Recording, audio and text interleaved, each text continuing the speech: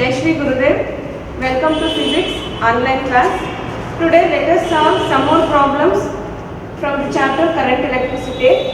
Let me read the problem first. When two resistors are connected in series with a cell of EMF 2 volt and negligible internal resistance, a current of 2 by 5 amps flows in the circuit. When the same two resistors are connected in parallel, the main current is 5 by 3 amps. Calculate the resistances. So ಅವರು R1 R2 ನಮಗೆ value ಕೊಟ್ಟಿಲ್ಲ, ಬದಲಾಗಿ ಅದರ effective resistance in series and parallel ಕೊಟ್ಟಿದ್ದಾರೆ. So ಆ ಒಂದು parallel ಮತ್ತು series connection ಮಾಡಿದಾಗ ಕರೆಂಟ್ ಕೂಡ ಎಷ್ಟಿದೆ ಅಂತ ಹೇಳಿ ಅವರು ಹೇಳಿದ್ದಾರೆ. ಸೊ ಈ ಒಂದು ಡೇಟಾನ ಯೂಸ್ ಮಾಡಿಕೊಂಡು we have to calculate the value of R1 and R2. So first let us write down the given data. So they have given E is 2 volt, internal resistance is 0, a current of 2 by 5 amps. I'll take it as I1. When the two resistors are connected in series. When the same two resistors are connected in parallel, the main current is, I will take it as I2 is equal to 5 by 3 amps. Calculate the resistances, that is R1 and R2. We have to calculate. So first we will consider the effective resistance when the two resistors are connected in series, and I will take it as RS. RS is equal to, we know the formula, it is R1 R2, and we can write the formula for resistance using Ohm's law. It is R is equal to V by I. So here I will take it as V by I1 because it is for series combination. So I will take the current as I1 here. So now substitute the value. RS is equal to, what is the value of EMF or voltage? It is 2 divided by I1 is 2 by 5. If this 5 goes to the numerator, it is 2 into 5 divided by 2. Therefore, we get RS is equal to 5 ohm. RS equals 5 ohm. What is the value of RS? From this equation, we can write it there. R1 plus R2 equals 5 ohm, and take this as equation number 1. So, this is now equation number 1 ಅಂತ ತಿಳ್ಕೊಳ್ಳೋಣ. So, next connection ಏನಿದೆ ಅದು when two resistors are connected in parallel ಆಗಿ connect ಮಾಡಿದಾಗ ನಾವು ಏನಂತ ಬರ್ಕೊಳ್ಬಹುದು, formula ಗೊತ್ತಿದೆಯಲ್ಲ ನಮಗೆ, RP equals R1 R2 by R1 plus R2. ಈ ಫಾರ್ಮುಲಾ ಗೊತ್ತಿದೆಯಲ್ವಾ ನಮಗೆ. So next from Ohm's law RP is equal to V by parallel ಆಗಿ ಕನೆಕ್ಟ್ ಮಾಡಿದಾಗ ಕರೆಂಟ್ ಏನಂತ ಇಟ್ಕೊಂಡ್ವಿ ನಾವು, I2 ಅಂತ ಇಟ್ಕೊಂಡ್ವಿ. ಸೊ I2 ಅಂತ ಹೇಳಿದ್ರೆ V is 2 volt, I2 is 5 by 3, it is 6 by 5 ohm. So 6 by 5 ಅಂತ ಹೇಳಿದ್ರೆ ಅದನ್ನು ಕ್ಯಾಲ್ಕುಲೇಟ್ ಮಾಡ್ಕೊಳ್ಳಿ, ಇಲ್ಲಾಂದ್ರೆ ನೀವು ಹಾಗೆ ಕೂಡ ಬರ್ಕೊಳ್ಬಹುದು. ಸೊ ಈಗ R1 plus R2 ಅಂದ್ರೆ ನಮ್ಗೆ ಏನು ಅಂತ ಗೊತ್ತು. ಸೊ ಅಲ್ಲಿಗೆ ನಾವು ಸಬ್ಸ್ಟಿಟ್ಯೂಟ್ ಮಾಡೋಣ. RP ಅಂತ ಹೇಳಿದ್ರು ವ್ಯಾಲ್ಯೂ ಇದೆ, ಅದನ್ನು ನಾವು ಸಬ್ಸ್ಟಿಟ್ಯೂಟ್ ಮಾಡ್ಕೊಳ್ಳೋಣ. R1 plus R2 divided by R1 plus R2 is equal to 6 by 5. Substitute the value, but R1 plus R2 is 5 from equation number 1. Substitute it. R1 R2 divided by 5 is equal to 6 by 5. Now what happens? 5 5. If this 5 will do the cross multiplication, it goes to the numerator. 5 5 get cancelled. Therefore, we get R1 R2 is equal to 6 ohm. Take this as equation number 2. So now we have got two equations, that is R1 plus R2 equals 5 ohm and R1 R2 is equal to 6 ohm. So ಇಷ್ಟು ಬಂದ ಮೇಲೆ ಇನ್ನು next ಒಂದು method ಹೇಳ್ಕೊಟ್ಟಿದ್ದೆ ನಾನು while solving the combination using capacitors combination ಅಲ್ಲಿ ನಾವು ಈ ತರ ಒಂದು ಪ್ರಾಬ್ಲಮ್ ಬಂದಾಗ ನಾನು ಸೇಮ್ ಟೈಪ್ ಹೇಳ್ಕೊಟ್ಟಿದ್ದೀನಿ ನಿಮಗೆ, ಅದಕ್ಕೊಂದು ಫಾರ್ಮುಲಾ ಯೂಸ್ ಮಾಡ್ಕೊಂಡಿದ್ವಿ. So let me write here, and that formula is R1 minus R2 whole square is equal to R1 plus R2 whole square minus 4R1 R2. You remember ಇಲ್ಲಿ R1 ಬದಲು C1 ಅಂತ ಹಾಕೊಂಡಿದ್ವಿ, R2 ಬದಲು C2 ಹಾಕೊಂಡಿದ್ವಿ. So ಈಗ R1 minus R2 whole square equals, we know the value of R1 plus R2, it is 5 square minus 4 into what is R1 R2, it is 6. Now calculate the value, it is 25 minus 4 6 are 24. 25 minus 24 is R1 minus R2 whole square is equal to 1, isn't it? Therefore R1 minus R2 equals, if you take the square root, it becomes 1. So this is equation number 3. Now we have got two equations, that is R1 plus R2 equals 5 ohms, another one is R1 minus R2 is 1 ohm. ಈ ಎರಡು equations ನ solve ಮಾಡೋದ್ರಿಂದ we will get one of the resistance. So solve both the equations, that is R1 plus R2 equals 5, R1 minus R2 equals 1 ohm. ಇಲ್ಲಿ ನಾವು add ಮಾಡ್ಕೊಳ್ಳೋಣ, adding equations 1 and 3 ಮಾಡ್ಕೊಳ್ಳೋಣ. ಅವಾಗ R2 R2 cancel ಆಗುತ್ತೆ, R1 plus R1 2R1 is equal to 5 plus 1 is 6. Next R1 ಏನಾಗುತ್ತೆ, R1 equals 6 by 2, it is 3 ohm. So ಒಂದು 3 ohm ಆದಮೇಲೆ ಇನ್ನೊಂದು ಯಾವ್ದಾದ್ರು ಒಂದು ಈಕ್ವೇಷನ್ಸ್ ನಲ್ಲಿ ಸಬ್ಸ್ಟಿಟ್ಯೂಟ್ ಮಾಡಿಕೊಂಡು ನಾವು ವ್ಯಾಲ್ಯೂ ಕ್ಯಾಲ್ಕುಲೇಟ್ ಮಾಡ್ಕೊಳ್ಬಹುದು. Consider the equation 1 itself. one equation 1 ನಲ್ಲಿ ಸಬ್ಸ್ಟಿಟ್ಯೂಟ್ ಮಾಡಿದ್ರೆ R1 is 3 ohm plus R2 equals 5 ohm. R2 equals 5 minus 3, therefore R2 equals 2 ohm. So ಒಂದು 3 ohm, ಇನ್ನೊಂದು 2. So this is how we have to calculate this type of problem, that is once the two resistors are connected in series and again they are connected in parallel, but they have not given R1 and R2, instead they have given the current through that circuit. So current ಕೊಟ್ಟಾಗ ನಾವು ಏನು ಮಾಡ್ತೀವಿ, first effective resistance formula ಹಾಕೊಂಡು ಮಾಡ್ಕೊಳ್ತೀವಿ. Next ಅದಕ್ಕೆ ನಾವು RS ಏನು voltage ಮತ್ತೆ EMF ಮತ್ತೆ ಕರೆಂಟ್ ಕೊಟ್ಟಿದ್ದಾರೆ ಅದನ್ನ ಹಾಕೊಂಡು RS ನ ಕಂಡುಹಿಡ್ಕೊಳ್ತೀವಿ. ಸೊ ಅದನ್ನ RS ಮತ್ತೆ RC ಕಂಡುಹಿಡ್ಕೊಂಡು ಈ ಒಂದು ಸಿಂಪಲ್ ಫಾರ್ಮುಲಾನ ನೆನಪಿಟ್ಕೊಂಡಿದ್ರೆ ನೀವು ಒಂದು ಈಕ್ವೇಷನ್ ನಾವು ಪಡ್ಕೊಳ್ಬಹುದು. ಆ ಎರಡು ಈಕ್ವೇಷನ್ ಸಾಲ್ವ್ ಮಾಡೋದ್ರಿಂದ ನಮಗೆ R1 ಮತ್ತೆ R2 ಸಿಗುತ್ತೆ. So this is about the 6th problem. Now let us move on to the 7th problem.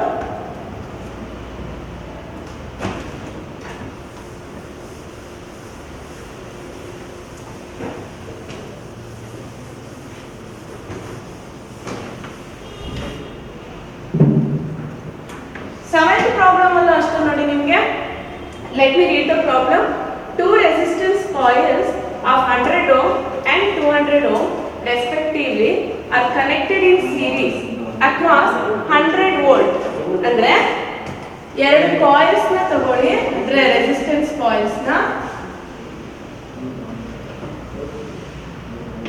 A ಮತ್ತೆ ಸಿ ಅಂತ ಹೇಳಿ ನಾನು ಅದನ್ನ ಮಾರ್ಕ್ ಮಾಡ್ಕೊಳ್ತೀನಿ ಪಾಯಿಂಟ್ಸ್. ಸೊ ಅದನ್ನ 100 ವೋಲ್ಟ್ ಬ್ಯಾಟರಿಗೆ ಅದನ್ನ ಕನೆಕ್ಟ್ ಮಾಡಿದ್ದಾರೆ. 100 ವೋಲ್ಟ್. R1 ಎಷ್ಟಿದೆ, 100 ಇದೆ. R2 ಎಷ್ಟಿದೆ,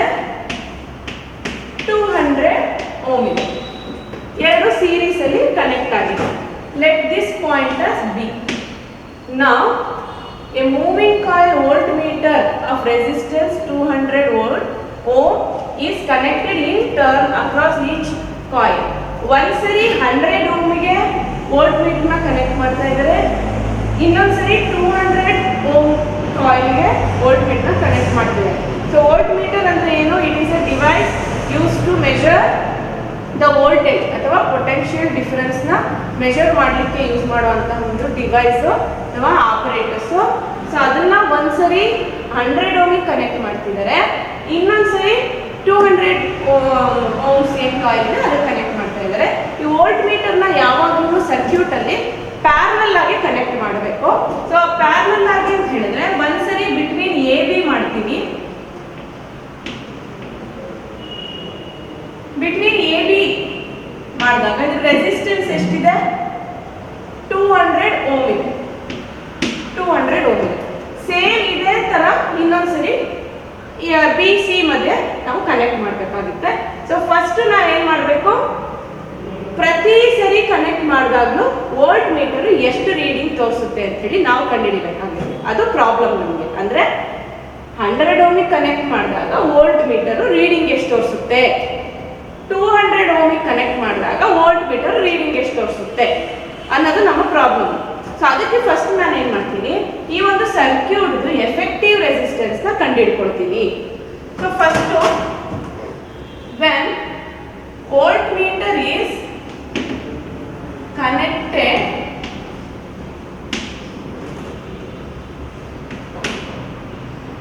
to 100 ohm resistance ಮಾಡ್ಕೊಂಡಾಗ effective resistance half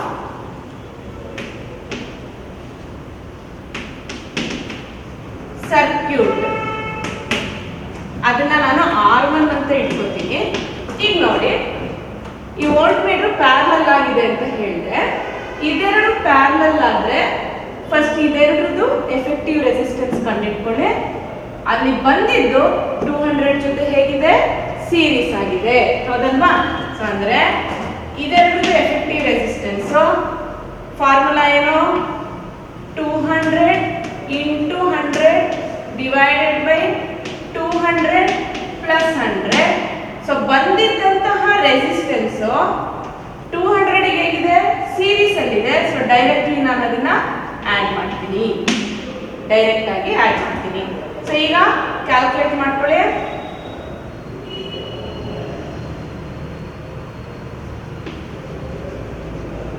divided by 300, 200 by 3 plus 200. So ಇದು ಕೂಡ ನೀವು ಕ್ಯಾಲ್ಕುಲೇಟ್ ಮಾಡಿ ಇಟ್ಕೊಳ್ಳಿ, ಒಂದ್ ಕಡೆ ಬೇಕಾಗುತ್ತೆ. R1 is equal to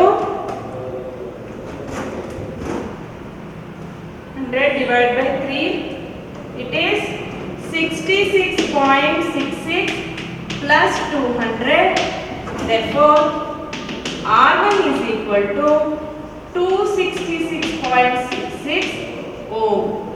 ನೋಡಿ, ಫಸ್ಟ್ ರೆಸಿಸ್ಟೆನ್ಸ್ ಕಾಯಿಲ್ಗೆ ವೋಲ್ಟ್ ಮೀಟರ್ ನ ಕನೆಕ್ಟ್ ಮಾಡಿದಾಗ ಇಡೀ ಸರ್ಕ್ಯೂಟ್ ಎಫೆಕ್ಟಿವ್ ರೆಸಿಸ್ಟೆನ್ಸ್ ಎಷ್ಟು ಬಂತು? 266.66 ಬಂತು, ಹೌದಲ್ವಾ? ಈ ಬಂದಿದ್ದಕ್ಕೆ ನಾವಿವಾಗ ಕರೆಂಟ್ ಕಂಡುಹಿಡಿಬೇಕಾಗುತ್ತೆ. ಸರ್ಕ್ಯೂಟ್ ಅಲ್ಲಿ ಎಷ್ಟು ಕರೆಂಟ್ ಬರ್ತಾ ಇದೆ ಅದನ್ನ ಕಂಡುಹಿಡಿಬೇಕಾಗುತ್ತೆ. So current is equal to formula ಏನಾಗುತ್ತೆ ನಮಗೆ? V by R1 ಮಾಡ್ಕೊಳ್ಬೇಕಾಗುತ್ತೆ. From Ohm's law V is equal to IR, I is equal to V by R.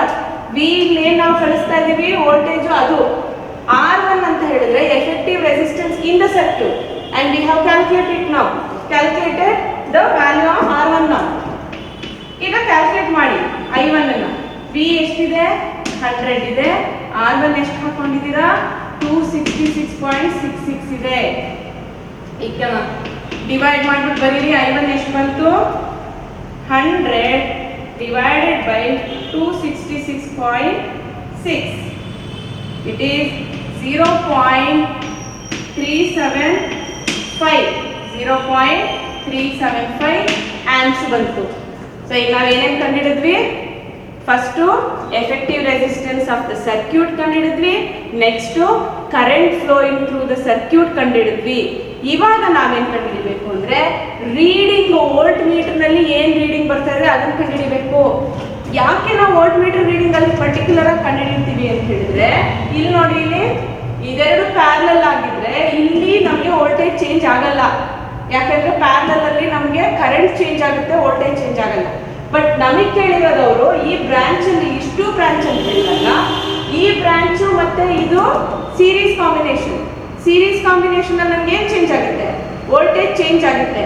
ಹಾಗಾಗಿ ನಮಗೆ ಈ ವೋಲ್ಟ್ ಮೀಟರ್ ಬೇರೆ ರೀಡಿಂಗ್ ತೋರಿಸುತ್ತೆ ಎರಡರಲ್ಲೂ. ಸೊ ಅದನ್ನ ನಾನು ಏನಂತ ಇಟ್ಕೊತೀನಿ, V1 ಅಂತ ಇಟ್ಕೊಳ್ತೀನಿ. And what is the formula for voltage? It is current into resistance. ಯಾವ್ದು ಇಲ್ಲಿದೆಯಲ್ಲ ಆ ರೆಸಿಸ್ಟೆನ್ಸ್, ಇಷ್ಟು between A B,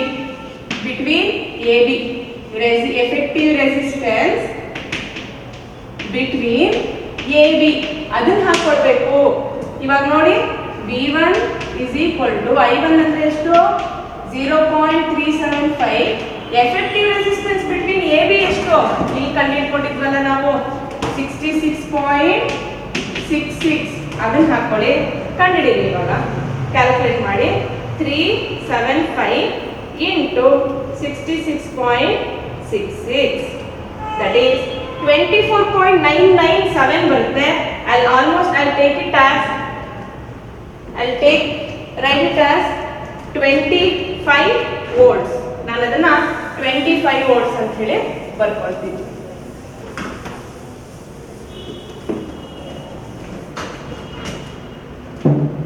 I'll take it as V1 is equal to 25 volts.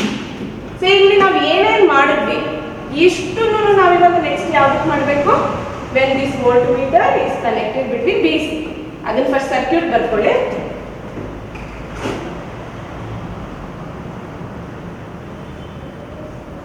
Same circuit A, B, C. Now voltmeter is connected here. Now again there is a change in effective resistance. ಯಾಕೆ? ಇವಾಗ ಇದೆರಡು parallel ಆಯ್ತು, ಇಲ್ಲಿ ಬಂದಿದ್ದಕ್ಕೆ series ಆಯ್ತು. Okay, ಇದೆರಡು first ಕಂಡುಹಿಡಿಯೋಣ effective resistance. And I will take it as R2. ಇಲ್ಲಿ ಎಷ್ಟಿದೆ? ಇದು 100 ohms ತಾನೆ? ಇಲ್ಲಿ ಬರ್ತಿದೆ ನೋಡಿ 100 ohm. 100 ಇದು ಸೀರೀಸ್ ಅಲ್ಲಿ ಇದೆ, so directly I can add it. Plus ಇದು ನೋಡಿ 200 ವೋಲ್ಟ್ ಮೀಟರ್ದು ರೆಸಿಸ್ಟೆನ್ಸ್ ಎಷ್ಟಿದೆ? 200 ohm ಇದೆ, ಇದು 200 ohm ಇದೆ. ಸೊ ನಾವು 200 into 200 divided by 200 plus 200, that is equal to 100 plus ಇಲ್ಲಿ ಎಷ್ಟಾಗುತ್ತೆ ನನಗೆ? 4 divided by 400. 0 cancel, 4 ones are 100. 100 plus 100, 200 ohm. ಹೌದಲ್ವಾ? ಸೊ 200 ohm ನನಗೆ ಇಲ್ಲಿ ಬಂತು. ಈಗ ನೆಕ್ಸ್ಟ್ ಸ್ಟೆಪ್ ಏನು? R2 ಕಂಡುಹಿಡಿದ ಮೇಲೆ ಕರೆಂಟ್ ಥ್ರೂ ದ ಸರ್ಕ್ಯೂಟ್ ಕಂಡುಹಿಡಿಬೇಕು. That is I2 is equal to V by R2. V ಎಷ್ಟಿದೆ? 100 ಇದೆ. R2 ಎಷ್ಟಿದೆ? 200 ಇದೆ. ಸೊ ದಟ್ ಈಸ್ 0.5 amps ಬಂತು. 1/2 ಅಂದ್ರೆ 0.5 amps. ನೆಕ್ಸ್ಟ್ ಸ್ಟೆಪ್ ಏನು? V2 ಕಂಡುಹಿಡಿಬೇಕು. V2 is I2 into effective resistance between BC. effective resistance between BC ಎಷ್ಟು ಬಂದಿತ್ತು ಇಲ್ಲಿ ನನಗೆ? ಎಷ್ಟು ಬಂದಿತ್ತು ಇದು? 100. ಸೊ 100 ಅಂದ್ರೆ V2 is equal to I2 into 100. I2 ಎಷ್ಟು ಬಂದಿತ್ತು? ಇಲ್ಲಿ ಮಾಡ್ಕೊಂಡಿದೀವಲ್ಲ 0.5 into 100, that is 50 volts ಬರುತ್ತೆ. ಸೊ V2 ಎಷ್ಟು ಬಂತು? 50 volts ಬರುತ್ತೆ. ಸೊ ಈ ರೀತಿ ಒಂದ್ಸರಿ AB ನಡುವೆ ಇನ್ನೊಂದ್ಸರಿ BC ನಡುವೆ ವೋಲ್ಟ್ ಮೀಟರ್ನ ಕನೆಕ್ಟ್ ಮಾಡಿದಾಗ ಎರಡೂ ಕೇಸಲ್ಲಿ ವೋಲ್ಟ್ ಮೀಟರು ಬೇರೆ ಬೇರೆ ರೀಡಿಂಗ್ಸ್ ತೋರಿಸ್ತಾ ಇದೆ. ಅದನ್ನ ಹೇಗೆ ಕ್ಯಾಲ್ಕುಲೇಟ್ ಮಾಡಿದ್ವಿ? First effective resistance in the circuit. Next current through the circuit. Next ಇನ್ನೊಂದು between AB ಮತ್ತೆ between BC ನಾವು separate ಆಗಿ V1 V2 ನ ಕಂಡುಹಿಡ್ಕೊಂಡ್ವಿ. I hope you have understood the problem. In the next class also we solve some more problems. Thank you.